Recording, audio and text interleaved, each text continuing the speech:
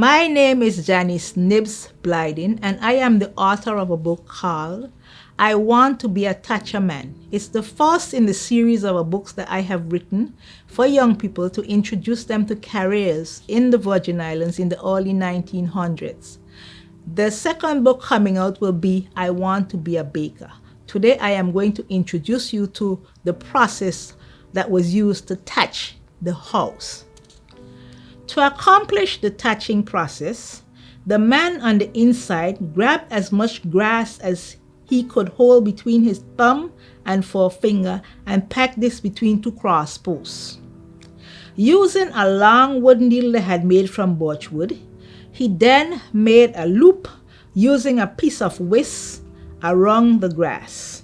The loop was pushed tight as the man pushed the grass next to the bundle that had been placed before. He then passed the needle around the two cross posts and pulled the loop tight. To finish the process, he passed the whisk around the frame post.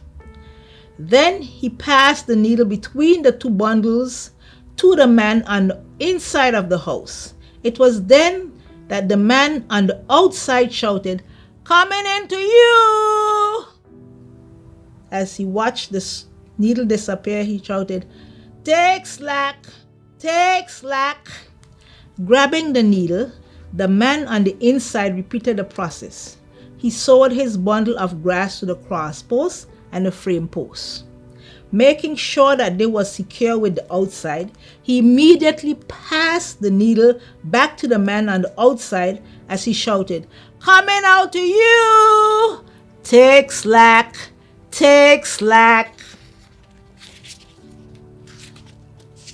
There were a total of 8 men, 2 walking on each of the 4 sides of the house. They walked in pairs, 1 on the outside of the house and 1 on the inside.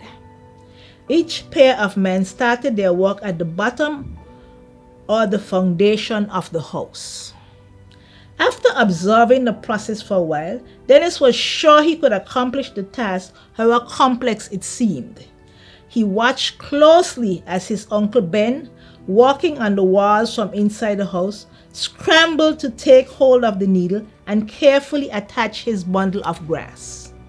He then shouted, "Coming out to you!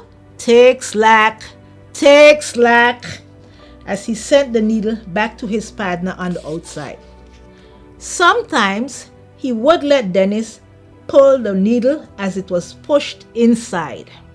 He would allow Dennis to sew a bundle in place, and then he would check the tightness of the whisk before sending the needle back out. Each time this would happen, Dennis felt a sense of pride. His stitches were getting better and tighter. Soon he would be able to make them on his own.